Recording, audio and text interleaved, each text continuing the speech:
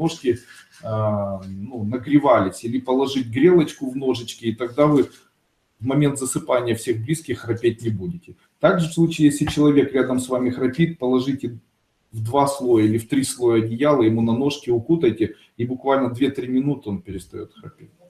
А вы ему шалбаны делаете, да?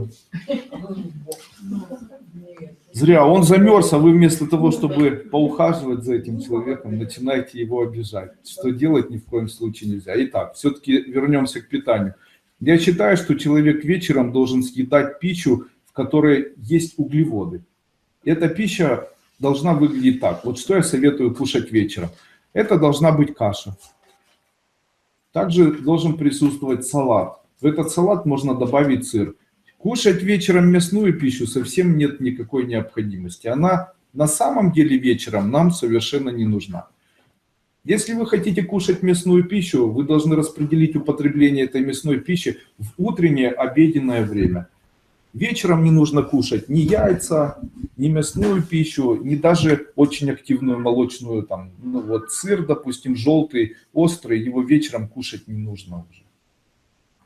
Также, если вы человек, который любит алкоголь, то вы можете вечером выпивать небольшое количество ликера сладкого, а утро начинать с чего-то горького, а в обед принимать что-то кислое. Я рекомендую из всего выбрать обеденный прием кислого и выпивать в обед небольшое количество вина, причем натурального, причем кислого. Я вам могу посоветовать, если в вине больше 9 градусов, обычно там 14 градусов, то добавляйте небольшое количество воды, обычно теплой или хорошо очищенной, так, чтобы у вас получилось там не больше 9 градусов. Вот если у вас в вине будет 9 градусов, то согласно Гиппократу такое вино лечит ряд заболеваний, таких как дисфункция кишечника, дисфункция тонкого кишечника. Вы знаете, что прием 4 перчинок на ночь, которые вы перед сном можете проглотить, может в течение нескольких лет вылечить у вас сахарный диабет. Горошинок, да. И витилиго. И витилиго, да. А в случае, почему? Потому что в момент расщепления такого черного перца, скорее всего, будет выходить ферментация или будет достаточно активно работать ваша поджелудочная железа.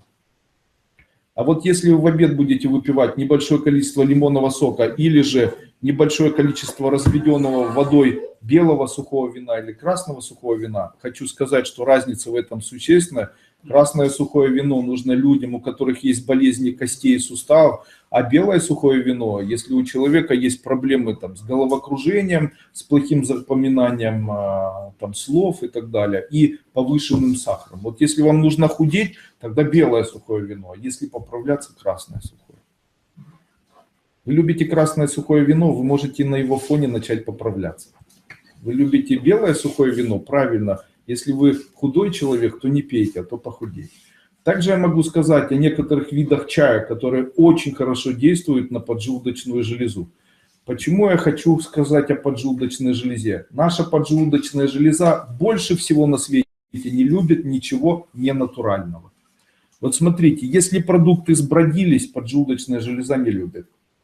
Не любит. Творог не любит. Там квас не любит. Там, где есть процессы брожения для поджелудочной железы, проблемно. Также химические элементы, такие как там токсин химический, пищевой краситель или пищевая добавка, которая делает пищу вкуснее, не любит. Острое не любит. Сладкое вообще не переносит.